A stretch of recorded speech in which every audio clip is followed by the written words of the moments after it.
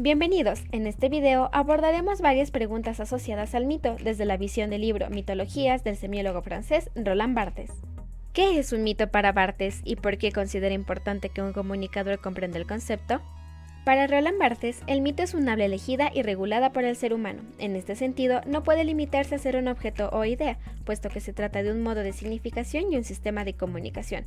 Por ello, el mito se define por la forma en la cual es narrado, de modo que pueda adaptarse a diversas dimensiones de la conciencia, tales como la oral, escrita y visual. Los comunicadores sociales tienen el deber de conocer el concepto del mito en vista de que son los creadores y portadores de mensajes e historias que son absorbidas y reproducidas por el público. De este modo, su accionar es determinante en la construcción de creencias e imaginarios sociales, a través de los cuales la sociedad le da sentido a la vida. ¿Qué entiende por ritos comunicativos?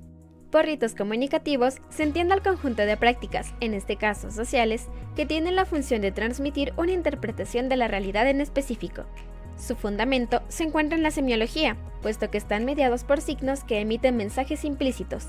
De esta forma, actúan como una herramienta para comprender las diversas maneras de crear y reforzar los vínculos existentes en la comunicación humana.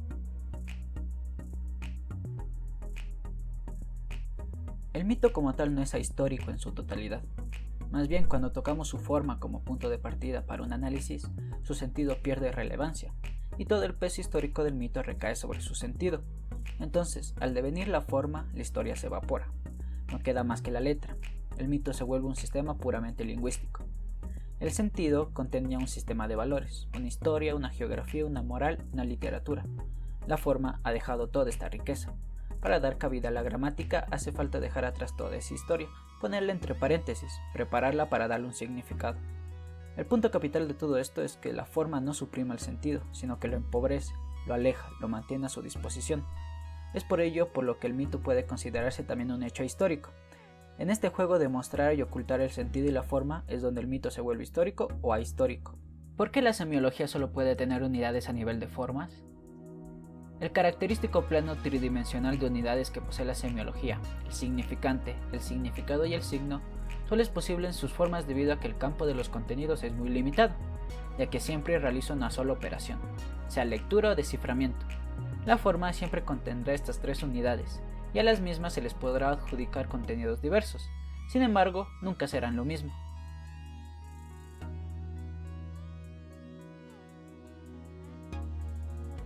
El mito como sistema semiológico es estudiar desde su significación. Se relaciona con un sistema tridimensional, el significante, el significado y el signo. Por ejemplo, el mito sobre el medio ambiente, propaganda para solucionar la contaminación ambiental. No va a haber conciencia ambiental mientras existe el sistema capitalista. Son falsas verdades que ocultan la falta de solución. En tal sentido, el significado de la propaganda medioambiental es hacer conciencia sobre la contaminación y cuidar el planeta. El significante es la imagen mental sobre la contaminación, la forma. El signo denominado significación serían las flechas verdes, que significa reciclar.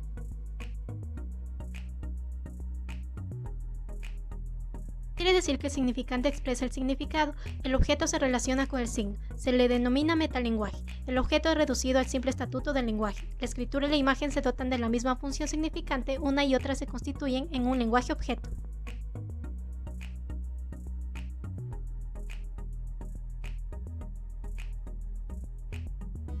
A través de la historia se ha creado una suma de signos lingüísticos, por ejemplo, al hacer un brindis. El sentido de hacer un brindis y chocar las copas postula un pasado, una memoria.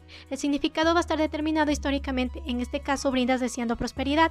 En la Edad Media se hacía para salpicar el líquido entre copas para asegurarse que no tenía veneno, era un símbolo de desconfianza y confianza a la vez. El significante es la forma, imagen mental del brindis. Se implanta en el mito una historia nueva y por lo tanto el signo vendría a ser un ideograma que se ha generado a través de la historia.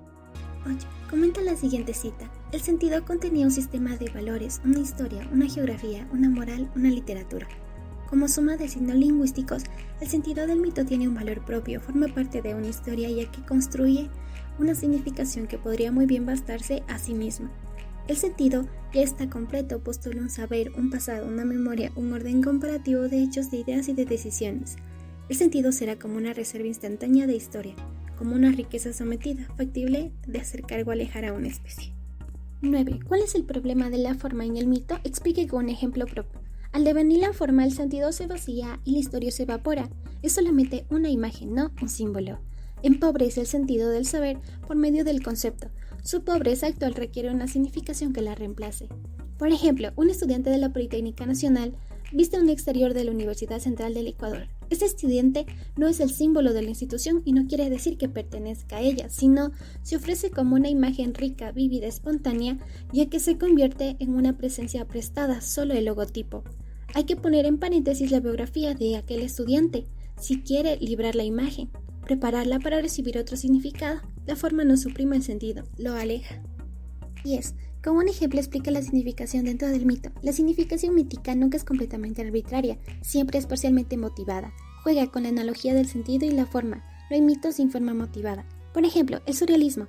Ni siquiera la ausencia de motivación perturba al mito, pues esa ausencia misma será suficiente objetivada como para volverse legible, y finalmente la ausencia de motivación se tornará motivación segunda, el mito será restablecido.